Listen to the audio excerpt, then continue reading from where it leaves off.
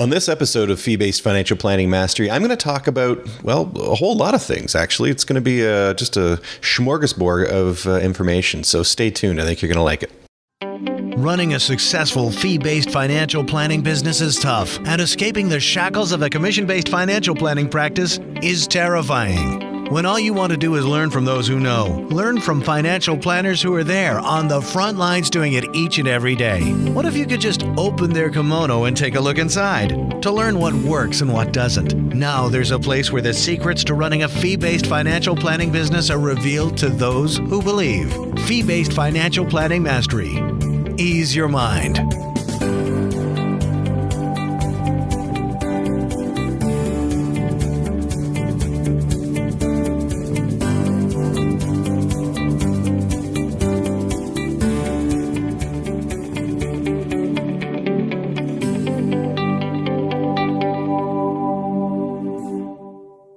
Hi, everyone. It's Scott Plaskett here, and thanks for joining me.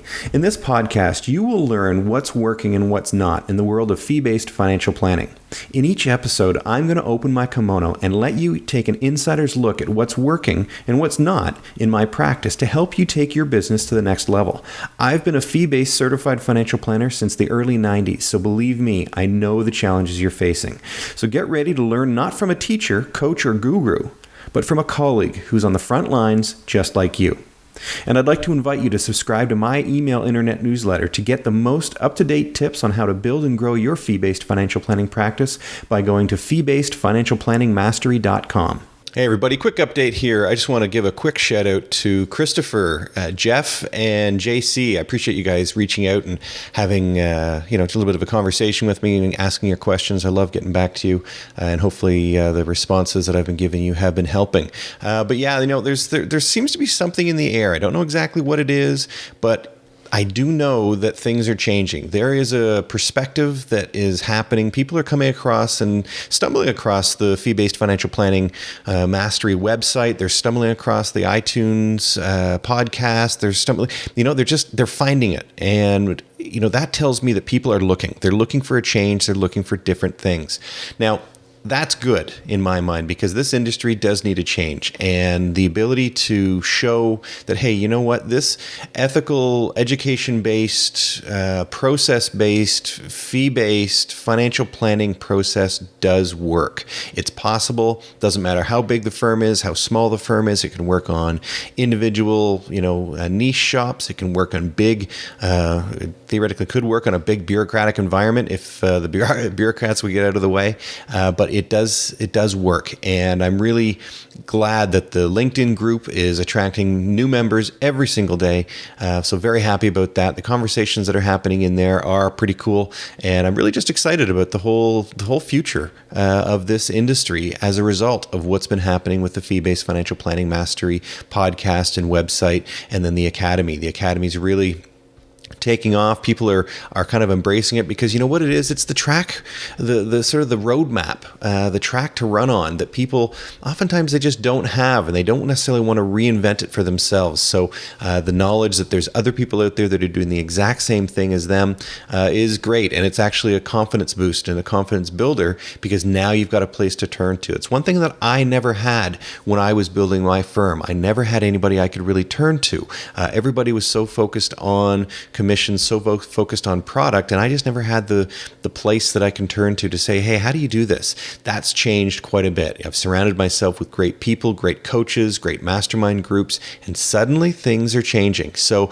I'm really, really excited about what the future holds because it's going to be great. I think the market is ready for it. The market is wanting what it is that we deliver, and for everybody that's making that migration over to a fee-based model, it's going to be where people are wanting to go. The regulators are, everything they're saying kind of embraces that model. It keeps everybody on side when you do make that migration over. And now what I'm starting to see is that the migration is threatening the commission-based model. The dealers are kind of pushing back and saying, I don't quite know how to deal with all this financial planning talk, because you're not talking about investments. You're not talking about insurance. You're talking about financial planning. And really, I'm not there to regulate that. So why am I even overseeing it is really the question that is coming down the pike. And I don't know what's going to happen. I don't know how things are going to change going forward, because the dealers do feel that it's their right and their responsibility to regulate the financial planning. But honestly, when I take a look at what they do in their audits and that sort of thing, it really, all it is, it's a cover your ass on their part. They're taking a look at things, going, okay, I just need to make sure that you've got your letter of engagement in the file. I need to make sure that and I was talking with a colleague the other day who said, he sat in on one of his audits with. Or sat in an audit where the auditor was going through his financial plans, and he said, well, listen, I need to take a look at some of your financial plans. He goes, okay, well, how many do you want? He says, well, I'll take a look at all of them. And he said, all of them? Well, that's quite a few. He says, well, how many do you have? And he says, well, I've probably got over 150. He says, well, how many clients do you have? And he says, well, I've got a financial plan for every single client. And the regulator, or the auditor, was like, well, oh, okay. Well, then why don't you just give me 5, and I'll take a look at those 5. And if I remember correctly, he said, what are you looking for when you're looking through the file and you're looking through these 5? He says, well, I'm looking to see if you've got a letter of engagement. I'm looking to just make sure that that's in place, and that's about it. He says, well, don't you want to know what assumptions I was using? Don't you want to know if I was, offside when it comes to, forecasting on rate of return or anything like that? He goes, no, not really. It's not really anything I'm too concerned about. And so my question is, then what are the regulators doing when they're overseeing the financial planning? What they're really doing is they're just making sure, number one, I think they're looking at it and saying, are we getting our slice of that pie, of that revenue pie, if it's an override model that you're part of? Then number two, they're just basically making sure that there's a disclosure or acknowledgement in the file that the client's aware that they're paying for the advice that they're receiving. And that's about it. So I think that's really not the greatest compliance, not greatest oversight, because there's so much more, as all of you know, when it comes to financial planning. There's so much more that goes on, and there's so many more moving parts. But the reality is, that's just the way the regulators are going. So there seems to be a bit of a push now on planners looking to move away from their licensing and dropping their license, because they're recognizing they just, that's more getting in the way of them doing the right thing for the client than anything. So anyways, just leave it with that. Those are just some sort of off the top of my head discussion thoughts and points. And if anybody wants to have any further conversations on that, feel free to reach out. Always happy to chat about that. But anyways, let's get in now to the feature segment. And now for our feature segment. The difference between success and no success? It's just one thing. It's called execution. What are you executing in your business to make a difference? Bottom line is that if you keep doing the same thing you've been doing, you'll keep getting the same thing. And if you don't like what you're getting right now, you've got to execute things differently.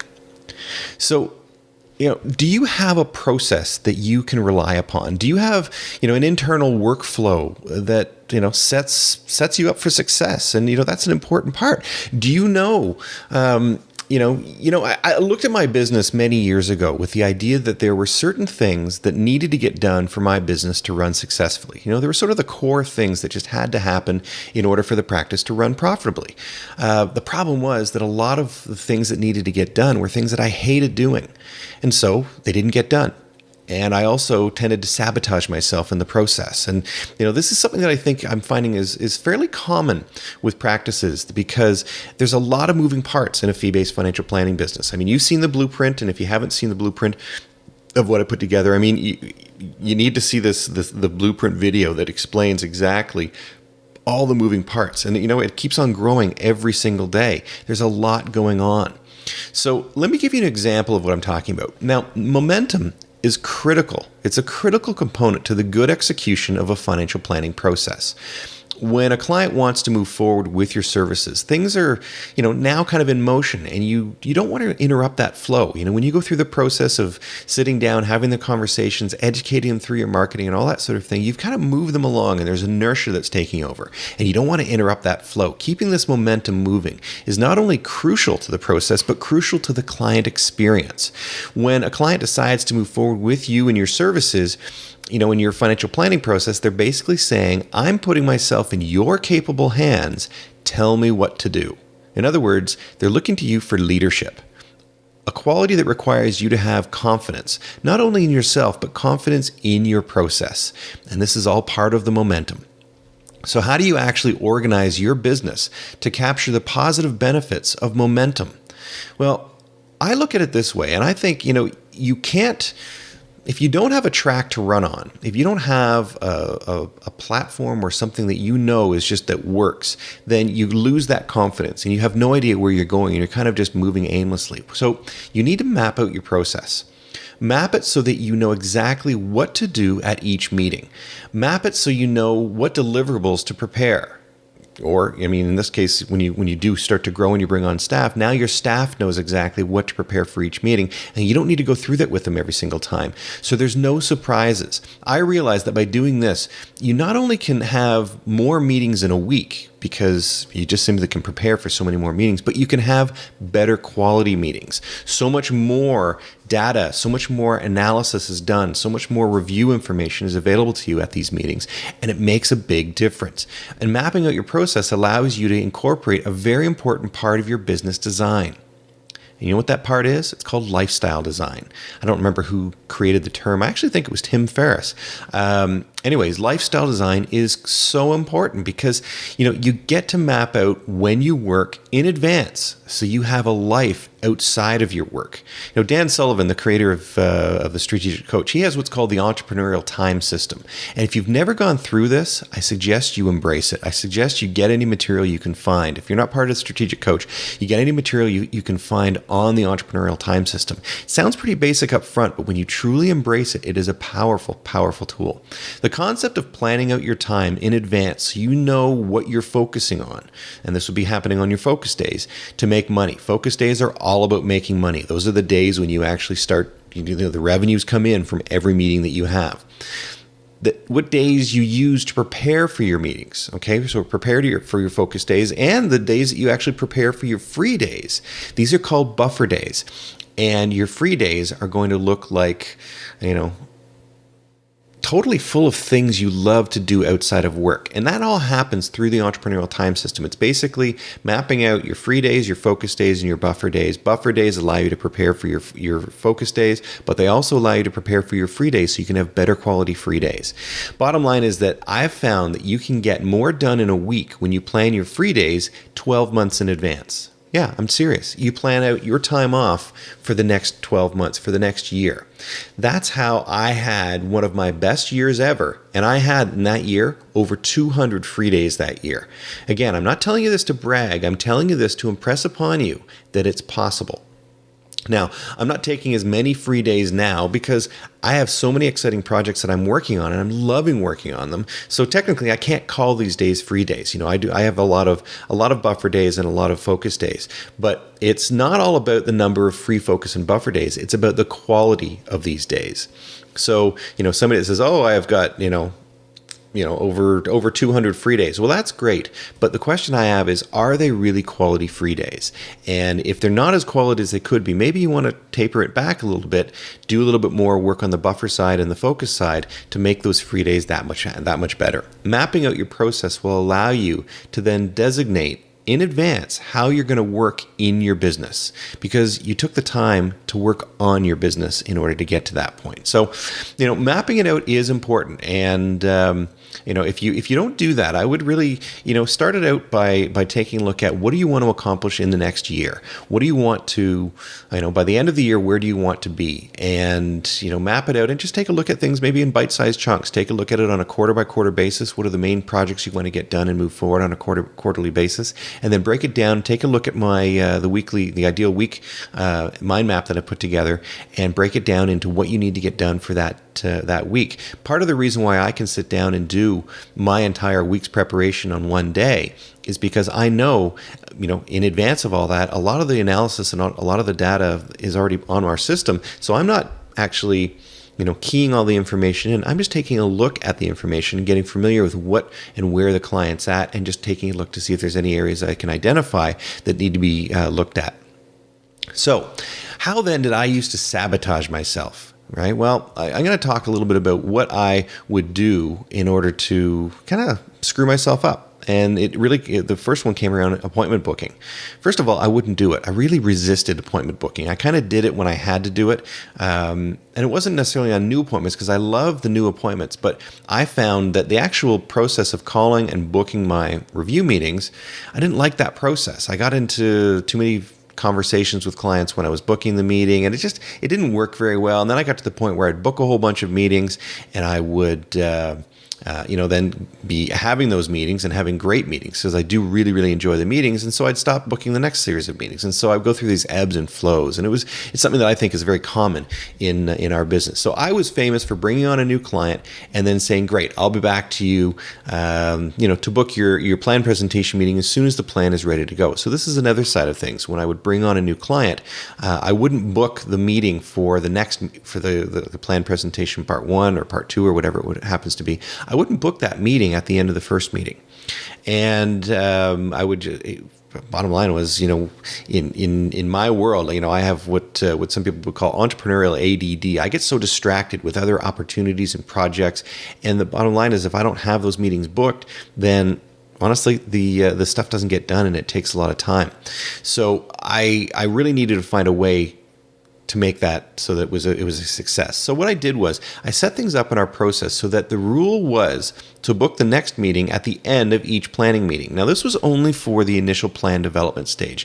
I wouldn't do this during review meetings and whatnot, because I have my review meetings every 6 months. And so I wouldn't necessarily book a meeting at the end of a review meeting for the next review meeting because honestly, it was too far away. Anything that was more than 3 to 4 weeks away, bottom line is it generally got rescheduled. Something would come up or scheduling didn't work or whatever. But if it was within 3 to 4 weeks, that meeting would get kept. People would stay focused on it. So what I would recommend is considering doing that as well. And so we just sort of standardized everything. And we standardized it because it was more of a lifestyle design decision that forced us to standardize our review meeting process.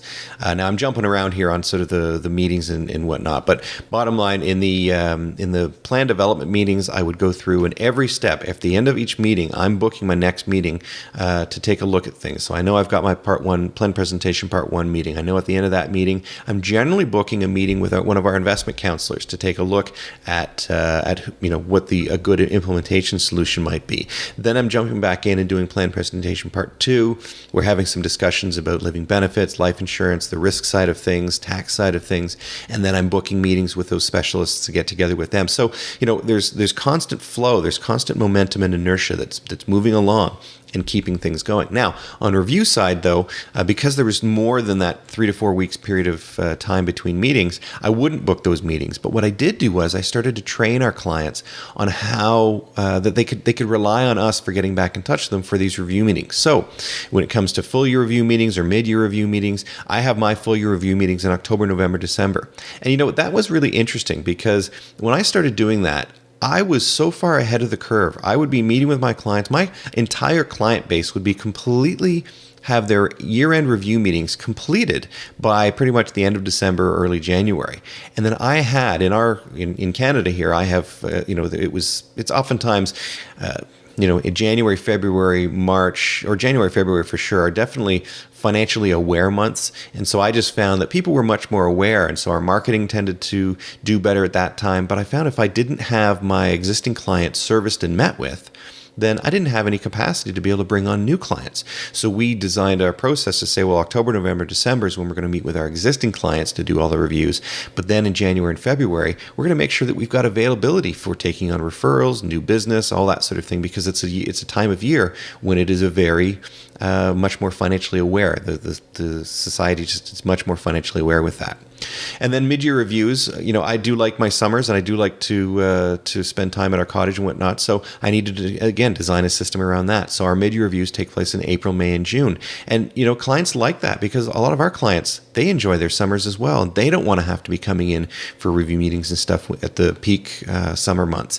But for the people who are really interested and really motivated to make changes during that time period, during the summer months, and, interested in responding to our marketing and whatnot, now I've got the capacity to be able to bring them on. So, it works really well because, anyways, it's just the way that we've set things up, and it has worked incredibly well. So now I have my staff all set, and they know when certain months come up, they know when they're booking their meetings. Clients can then, I guess one of the positive byproducts that we experienced as a result of this was that we found that the incoming calls we received from existing clients actually went down because they knew a progress report meeting was coming up. And so they would actually hold their questions until those meetings because they knew our office was going to be calling them to book those meetings. So they could rely on that. They were basically saying, I'm putting myself into your capable hands, walk me through the process. The other thing that really drove me crazy, and I kind of sabotaged myself, was the actual, through the plan writing process. I didn't like the whole side of putting the data on the system. I didn't like taking all the information and sitting down and adding it on into the system because, anyways, I just found that it was. I didn't find it was a good use of my time. So what I did was I trained one of my staff members on how to properly set up a base plan on our system so that I can spend more time on the planning side. So basically a client comes in, the workflow kicks in and says, okay, instantly they're a new client. It assigns tasks to my staff. Here's a plan that you need to set up. Here's a base plan you need to do. Take the file, get all the data on there, and then send the information to Scott because we know we've got a meeting booked coming up. Because if we don't, then a little trigger gets released and a task gets assigned saying, hey, this client doesn't have a planned presentation part 1 meeting booked. Go ahead and book it. So all of that is just sort of double checks that we have in place. But now it's all happening without me having to do it. So what I'm talking about here is setting up systems for others to do what you want, for others to do what you don't want to do so that those things get done, because, there's a lot, as I said, there's a lot of moving parts in this business. And I can tell you right now, not everybody likes doing every part of it.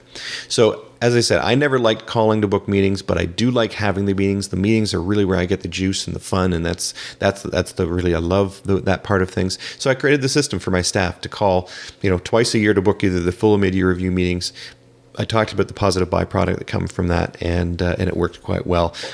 And I also mentioned about the safety checks that I built into our process for when I was going through our initial meeting process with prospects. So the safety check, again, is, it watches to see the opportunity for our financial plans. It watches that opportunity and says that if that opportunity goes for longer than 7 days, then a task gets logged in my assistant's task sheet for her to call to see how the prospect would like to proceed and sort of to keep that inertia, to keep that momentum going on. And again, the calls, I didn't like to make them, but I knew they were important, so I just assigned it on a automated basis, and now nothing falls through the cracks. And remember, when I'm working with people and we're going through the sort of the inquiry stage, so to speak, I'm looking for either a yes or a no from my prospects, not maybe. So I want them to actually, I don't want them to say, well, we'll think about it. And if they do say that, I'm getting back in touch with them within 7 days or in 7 days if they don't call me. And I'm saying, how do you want to proceed? Yes or no? Because I need to get them either off our system or on our system completely. And it just allows me to keep things moving along. So these are examples that I identified that have made a real impact on my business. And remember, entrepreneurs, this definition, the definition that Mike Michalowicz put together in his book, The Pumpkin Plan, and if you haven't got that book, boy, I tell you, that's a book you want to get. Entrepreneurs identify the problems, discover the opportunities, and then build processes to allow other people and other things to do the work. You take a listen to that, write it down, really spend some time on that definition, because as a business owner, you need to embrace that definition. If you don't embrace it, you're going to get caught working too much in the business, and you can't really grow if that's the case. So now, the one thing that I know for sure is that success breeds success, builds confidence, and creates momentum, right? So, now you've got a choice on what you want to work on first. And this choice is based on, your current business. So, the takeaways from from this particular episode will be different for everybody. And so if you're brand new to the business, then here's what I would do. So I would, there's two different components here. If you're brand new to the business, then I would focus on marketing. If you don't have anybody to talk to, and you don't have anybody to talk to about what you do, you really don't have a business. And so nothing else matters. Spending time on putting business cards together, spending time on doing anything other than meeting with an actual check writer is meaningless. So you need to get out there and get some business quickly. So I'm going to talk about going into more detail on that. The other side is if you're already an established business owner and you're already running a financial planning business, I would focus on your financial planning process first. So because you've got some momentum running, you've got something already happening. So now you need to fine tune that so then you can market that. So in the business where you're starting out from scratch, start out with marketing. But if you've already got your business going, I think spending some time on the financial planning process side can be really advantageous. So first, if you're somewhat new to the business, the lifeline of your existence is people to talk to. And at this stage, you probably have more time than money. So here's what I would suggest you do. I'm going to go through a step-by-step to basically take you down the path of what you need to do. So all of the resources that I'm going to talk about are on the fee-based-financial-planning-mastery.com website, and just under the tab called Toolbox. Click on the links in these resources from there. They will identify to the suppliers of each of those resources that you're part of the fee-based financial planning community. So step number one, remember, this is for the group where you basically either brand new or somewhat brand new, and you're just starting from scratch. Number one, you need to set up your web hosting account. Okay, so it's very quick and easy. The first thing anybody will do when they want to check out who you are, what's the first thing they do these days? They Google you, all right? They go onto the internet and they find out a little bit more about you that way. So you need to have this presence there. This is where you now have the ability to compete on the same playing field as all other financial planning firms. This is the great thing. They don't know who you are. They just know you through your website. And it's your website that's going to give them the confidence that, you know what, maybe I am dealing with somebody, and because they haven't met you yet. So if you don't have an office and you're working out of your home and you're meeting with clients in their home, that's fine, because your website can really give you that power to really the credibility through the content that you put together. So this is where you now have the ability to compete, as I said, on the same playing field as all other financial firms. So at the time I'm recording this episode, the cost for setting up a Bluehost internet hosting account is $3.95 a month. Are you serious? I mean, if you haven't got this set up, this is the first step you want to do. And you know what? I mean, even if you have got an established business and you don't have a website, come on, you've got to get this done. So what I'd recommend you do is simply pause this episode now. Click on the affiliate link on the Fee-Based Financial Planning Mastery Toolbox for the Bluehost hosting account and register your account. Just get it set up. This is where your website's going to reside. Activate your account, then call their 24-hour tech support line and have them walk you through what they call the 5-minute WordPress installation. You want to set up WordPress. They will install a core WordPress website, in your account. That will be your building block for building your website on. Then go to the following website, and I'll put a link to this in the show notes. So there's a website you can go to and watch 7 videos where they'll teach you everything you need to know about using WordPress. You see, because if you're just totally new to this, a lot of what I'm saying could be intimidating. And I get that, because it wasn't too long ago that I was totally intimidated by it. Heck, I spent $15,000 to $20,000 on having another web hosting company, web company, design my website, do all that sort of stuff. And I thought I was getting a good deal. Oh my gosh. I mean, it was my ignorance that where I spent that much money. Now, I've gone and done the exact same thing for a fraction of that. And so this is what I'm teaching you now, is how to take advantage of the really low cost solutions that are available that will allow you to really, show some credibility and to build some credibility with your website. So go to, it's www.youtube.com/user/Bluehost. And you get there and they've got a whole series of videos on how to use WordPress on your Bluehost account. So this then will give you an overview of your new website platform. Now, you've got the website platform. Great. Super. Now, what do you do with it? Well, you need people to be able to find you. And so what you need to do is you need to have your URL. And your URL is the www.yourcompanyname.com. So you just go to the company that I use is called oneandone.com. Again, there's a link in the on the Fee-Based Financial Planning Mastery toolbox. You go there, and currently, you know what it costs to order a .com name for the first year, 99 cents. Okay, again, we're in the cheap, inexpensive, reasonable, whatever. Bottom line is cost shouldn't be a factor here. I'm teaching you how to do this. I'm explaining how to do this so that cost isn't an issue. Heck, even if you've got another more robust website running on the side, do it anyways.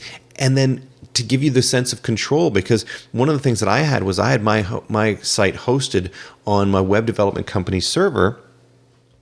And at the end of the day, I just didn't feel like I had any control. So what we're doing now is I migrated everything over, and I built my website on my own before I turned off the switch on my old account. And so once I had everything set up and running, because the nice thing was that when you're building it, nobody knows it's there.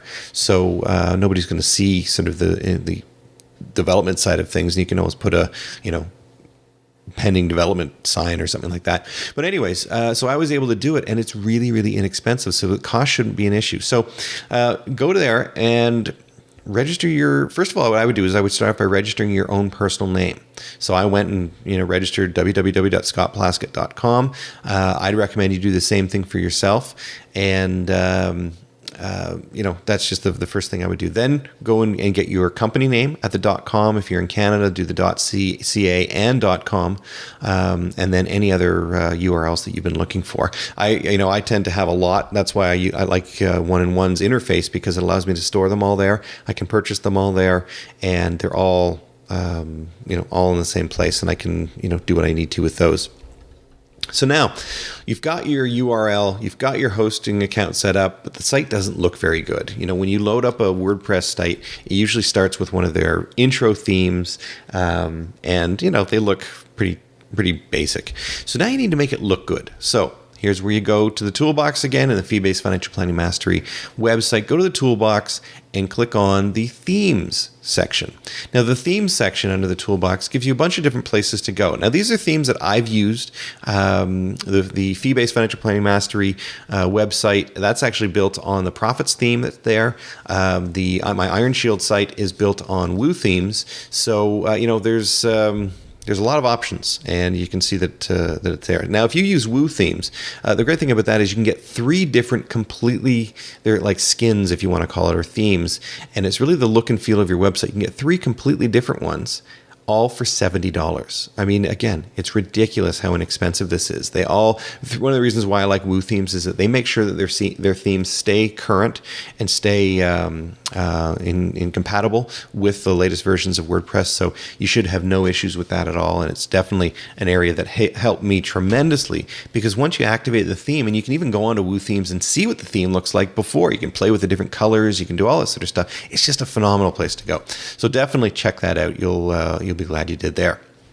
Now you've got the theme looking good, or your website looking good. And on the Woo Themes website, they talk about how to upload your theme to your website. And it's so simple. You upload one file, and then you hit apply or activate, and boom, your site is now live, and it looks perfect with that new theme. So that's pretty cool.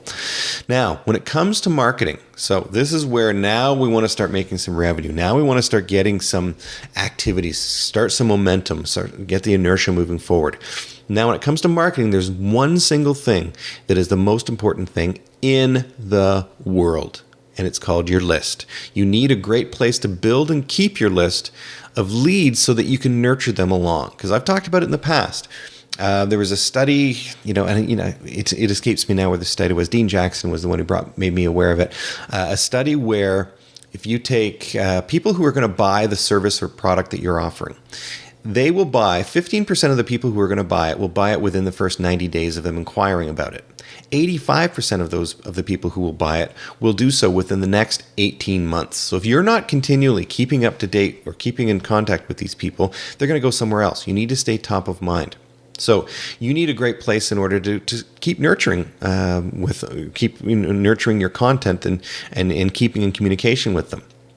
So I've talked a lot about the idea of nurturing in past episodes, so definitely take a listen to those episodes. The most important thing when it comes to nurturing your list is to make sure you don't come across as corporate. So what I mean by that is, so all the emails that you set up to automatically go out, on a set schedule, I see all these companies. I was at a conference about a month ago, and there was this great company there, and they were promoting one of the, I think it was Constant Contact they were promoting, which again, I use Constant Contact. It's a great service. But they were saying for all of the email communications that you send out, and they were trying to make it all look pretty and formatted and graphics and all this sort of stuff, and it looked great. But I asked myself one question: is that going to get people to open my email? And the thing that gets people to open your email, you know as well as I do, when you're going through your list of emails that come in, you get so many emails in a day. One of the things, if you see, the display images, was that an email from your friend? Probably not.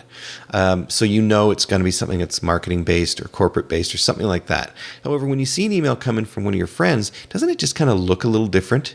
That's what you want your emails to look like. You want to be seen as somebody, it's kind of, befriending people on your nurturing list. You want to be writing your emails as if you're writing to one person at a time. Now, you're writing to your group, but the email is written to each person individually.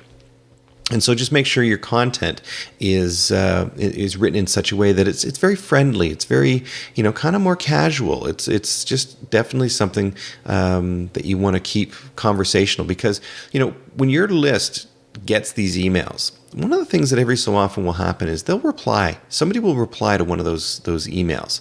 Well, when they do, you've now created what's called engagement.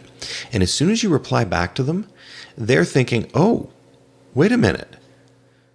Maybe he has been emailing me. Maybe he has been emailing me directly. Now, all of a sudden, their confidence in who you are has gone way up, because they don't feel like it's being just an automated system. Although it might be, but at this point now it's outside of the automation.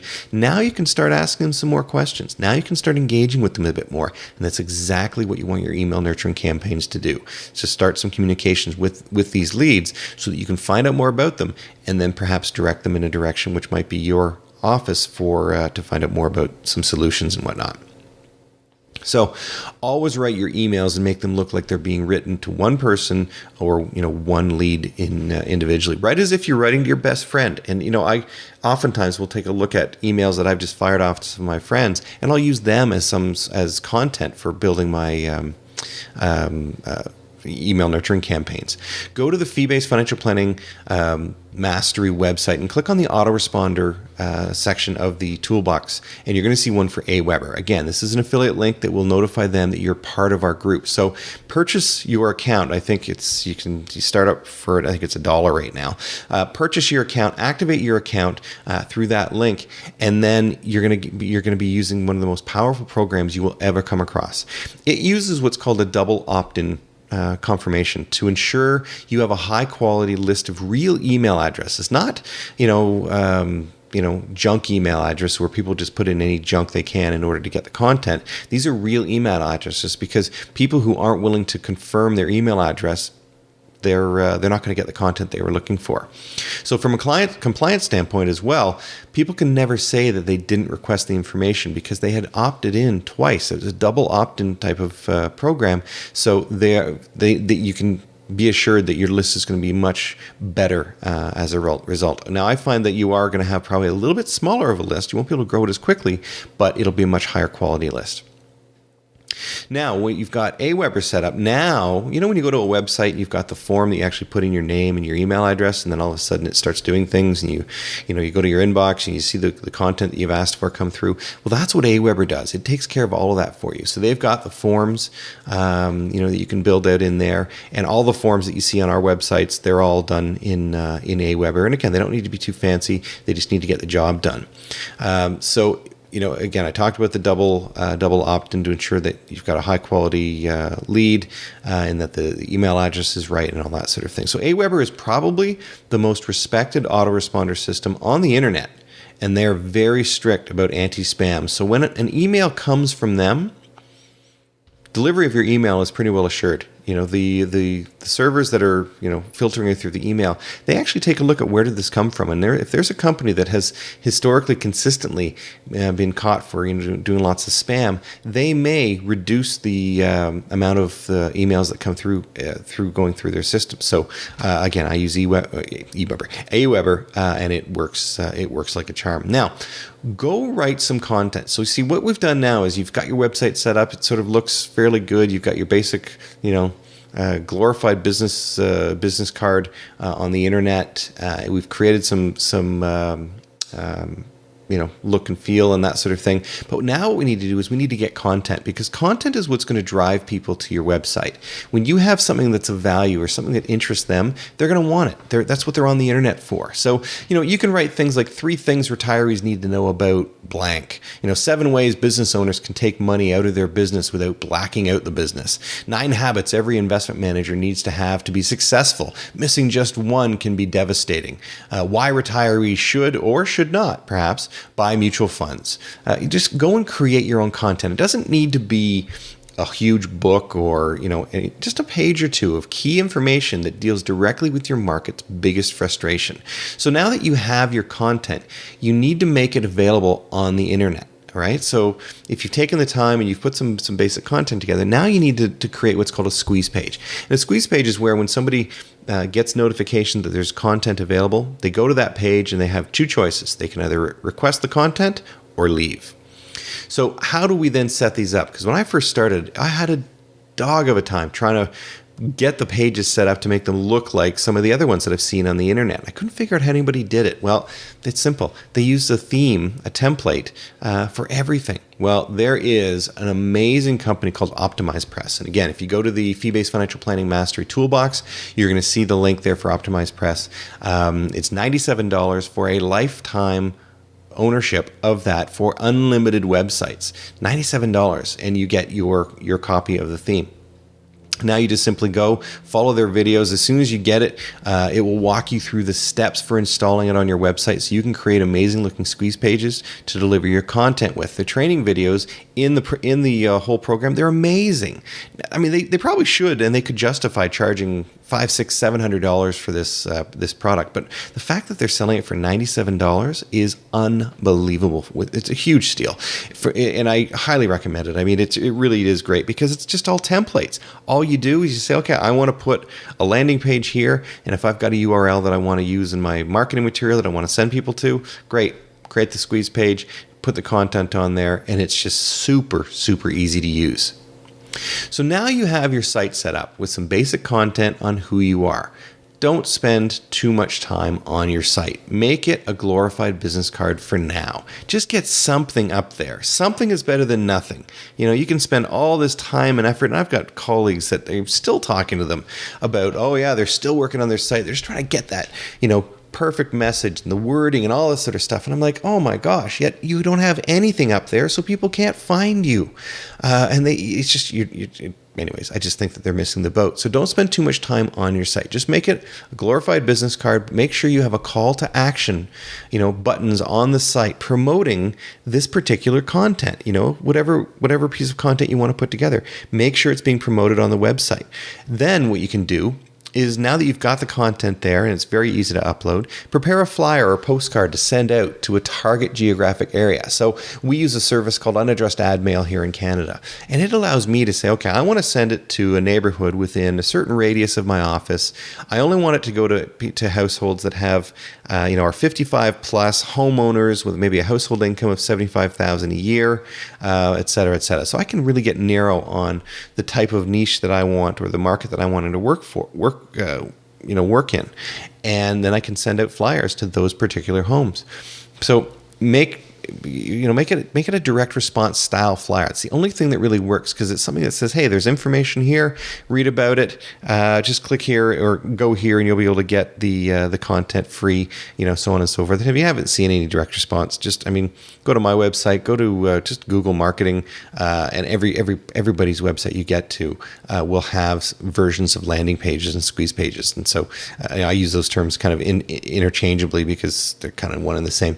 But so there's just, anyways, go there and take a look at the squeeze pages, and then take a look at some sample direct response flyers. And what I'll do, actually, I will put in the show notes a link to a flyer that I use. Now, interesting thing about the flyer that I use, and we're still testing this particular flyer, but I'll throw it in the show notes there, and you can take a look at it.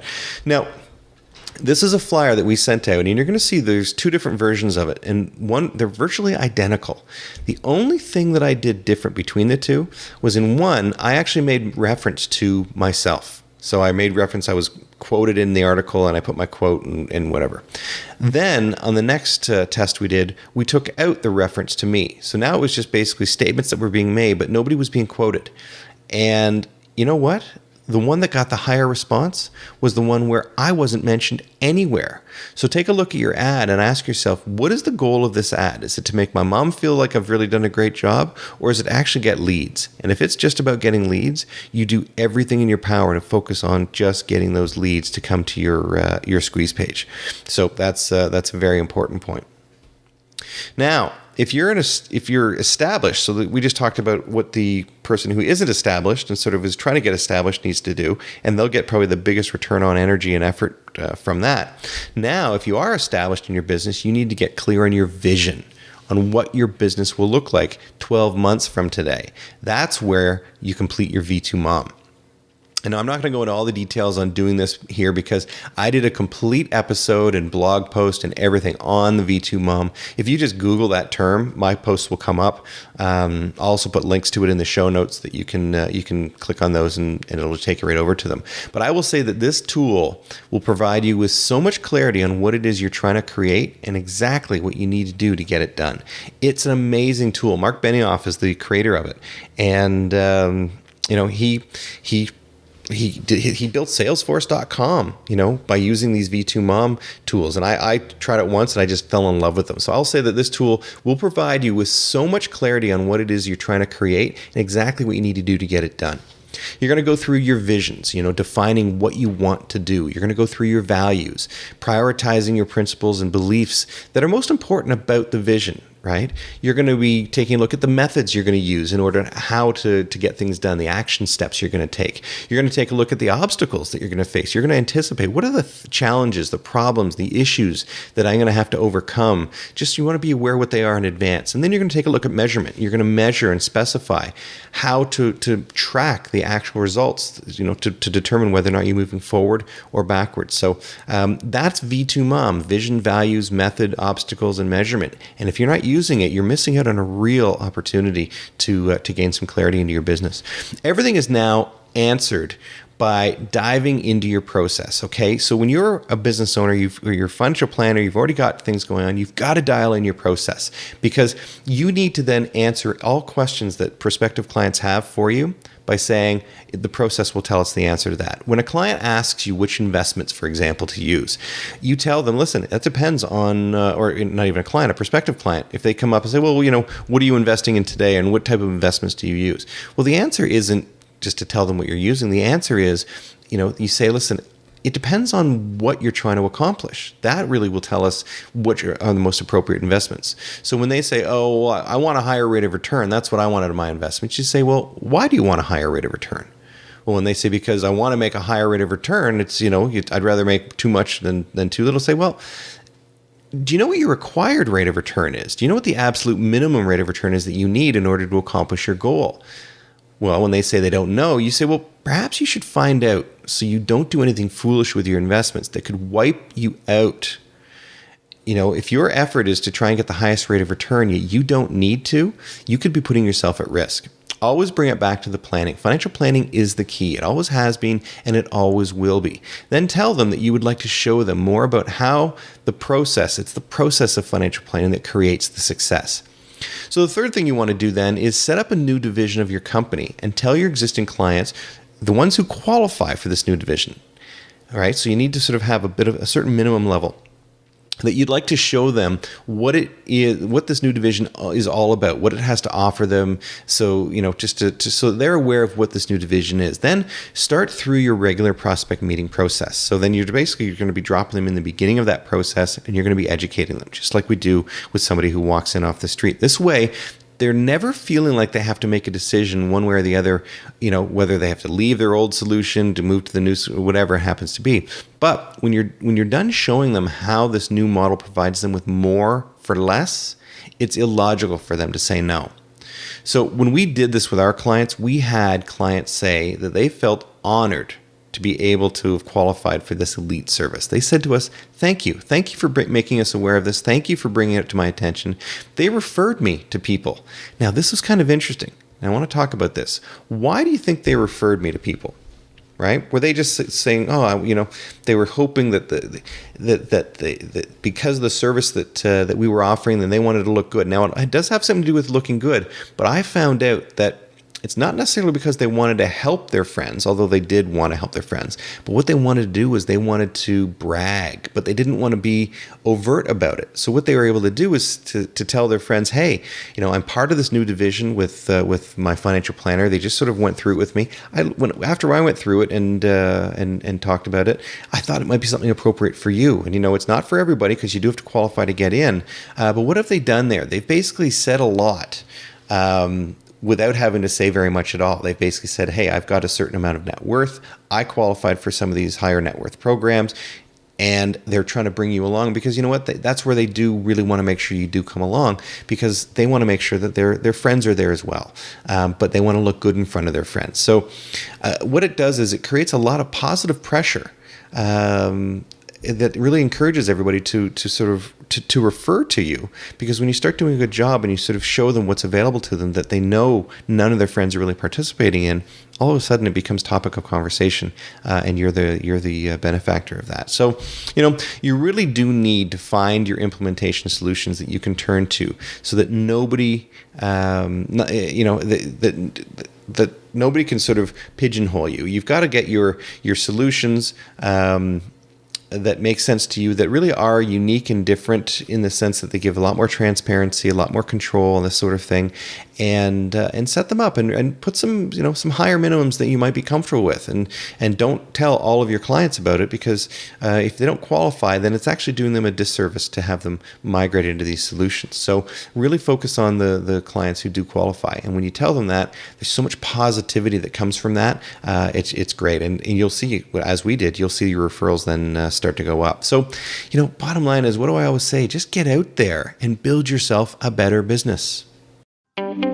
You've been listening to Scott E. Plaskett, a certified financial planner and industry veteran in the world of fee-based financial planning. Want free resources to help you build a better fee-based financial planning firm? Visit ilovefinancialplanning.com right now to register for Scott's Inner Circle email list, where you'll get front-of-the-line updates on the latest resources that are driving profits to Scott's fee-based financial planning practice.